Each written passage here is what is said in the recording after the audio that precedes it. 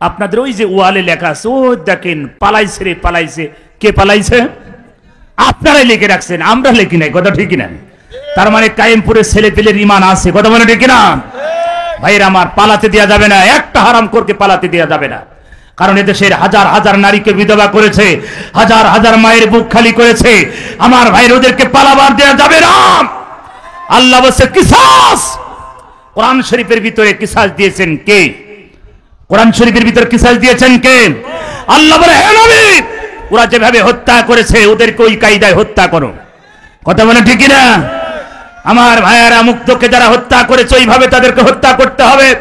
আমার পুলিশ বাহিনী যেভাবে আমার তরুণ যুবকদের বুকের ভিতরে গুলি ঠেকিয়ে গুলি করেছে, যাত্রাবাড়ি পাখির মতন করে গুলি করে মেরেছে, ওদেরকে একই কায়দায় ওইভাবে গুলি ঠেকিয়ে হত্যা করতে হবে।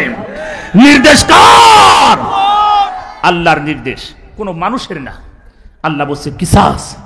হে নবী, ওরা যেভাবে হত্যা করে ওদেরকে এইভাবে, ওরা যদি পানিতে ডুবে মারে ওদেরকে পানিতে ডুবায়, ওদের যদি অস্ত্র আঘাত করে ওদেরকে অস্ত্র আঘাত করে, ওদের যদি গলায় ফাঁসি দিয়ে হত্যা করে ওদেরকে ওইভাবে করো।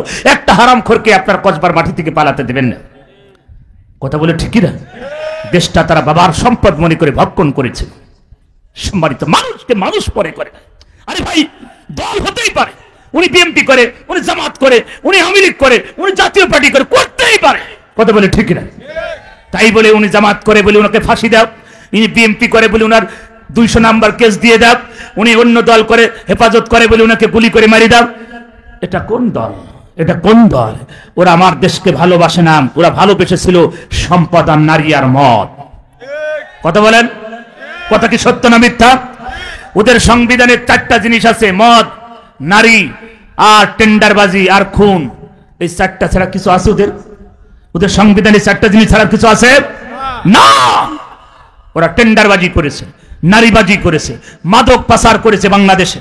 আমার দেশের সোনার সন্তানগুলোর মেধা নষ্ট করার জন্য ইয়াবা, গাঁজা, মদ, ফেন্সিডিল এগুলো সব তাদের হাতে ধরিয়ে দিয়েছে। কথা বলে ঠিক না?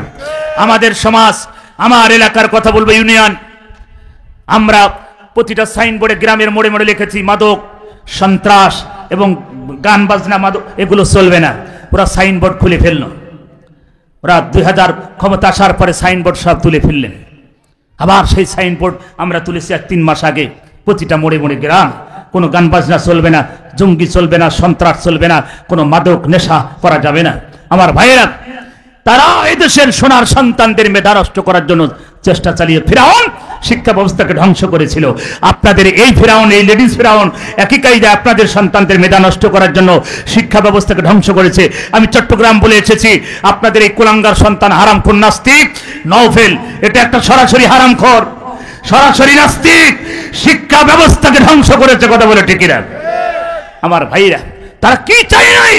আপনাদের সন্তানদের মেধা নষ্ট করার জন্য তারা শিক্ষা ব্যবস্থা এক এক সময় উদ্ভাট তৈরি করেছে। কথা বলেন আমার ভাইরা। আর তারা বলে আমরা দেশকে ভালোবাসি না। তারা দেশকে ভালোবাসে নাই, তারা নারী, মদ আর টাকা, এই 3টা জিনিসকে তারা বেশি ভালোবেসেছিল। এই জন্য সব পালাইছে, সব পালাইছে। কেন এত তোমরা দেশের ভালোবাসো? পালালে কেন? গণভবনে আর 8 ঘন্টা থাকতে পারতে। কত ঘন্টা? আর চাইছিলাম যে গণভবনে আর 30টা মিনিট থাকবে। আমরা বলেছিলাম আল্লাহ গণভবনের থেকে যেন পালাই না যায়, কিন্তু কিভাবে যেন উড়াল দিয়ে চলে গেল। আর 8 ঘন্টা যদি থাকতো গণভবনে, গণভবন আর গণভবন থাকতো না, গণকবরে পরিণত হয়ে যেত। কথা বলে ঠিক না? আমরা ওটাই চেয়েছিলাম, কিন্তু কিভাবে যেন আল্লাহ চাই না নাপাক মানুষ এই দেশে থাক। আল্লাহ বলছে তোর যেখানে করছিস সেখানে চলে যাবে। প্রথমে কলকাতায় গেল, মমতা দিদি বলছে, কে বলছে? বাংলাদেশের সেই কুখ্যাত নারী, যিনি একমাত্র যিনি জঙ্গি সন্ত্রাস, উনি উড়াল দিয়ে চলে আসতেছে। মমতা বলছে না না না, আমার কলকাতা আসা যাবে না, সুকান সুকান সুকান, দুরহা দুরহা। তার মানে নয়া দিল্লিতে চলে যা, তার মানে কলকাতাও গ্রহণ করে নাই। কথা বলে ঠিক না? তার মানে এতটা একটা জঘন্য একটা নারী, কুখ্যাত একটা সন্ত্রাস, এদেশের হাজার হাজার মায়ের বুক খালি করেছে, হাজার হাজার নারীকে বিধবা করেছে। কথা বলে ঠিক না? এখন আমরা একটাই চাই, বাংলাদেশে কোন নারী কাজ পর্যন্ত ফাঁসি দেওয়া হয় নাই। হয়েছে? আছে কি ইতিহাস? আমরা তো জানি না, আছে কি ভাই? কিন্তু এই নারীকে ফাঁসি দিতে হবে। যদি এই নারীকে ফাঁসি না দেওয়া হয়, তাহলে এদেশের হাজার হাজার শহীদের রক্তের সাথে বেঈমানি করা হবে। কথা বলেন। 1000 বার ফাঁসি দিতে হবে। কত টান কি আপনার চান? কারা চান একটু হাত তুলে দেখান। আলহামদুলিল্লাহ, হাত নামান।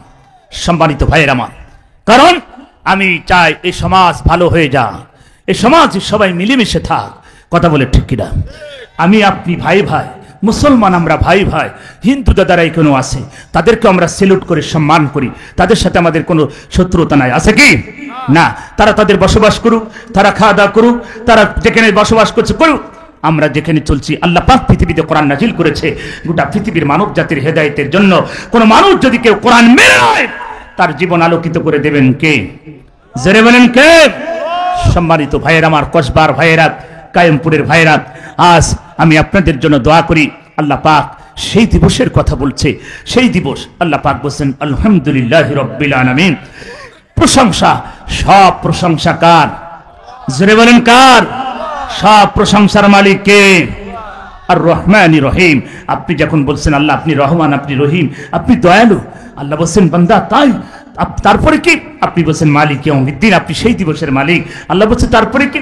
আপনি বলছেন ইয়্যাকা না'বুদু ওয়া ইয়্যাকা নাস্তাইন। আল্লাহ তোমার কাছে, তোমার ইবাদত করি, তোমার কাছে সাহায্য চাই। আল্লাহ বলছে কি সাহায্য?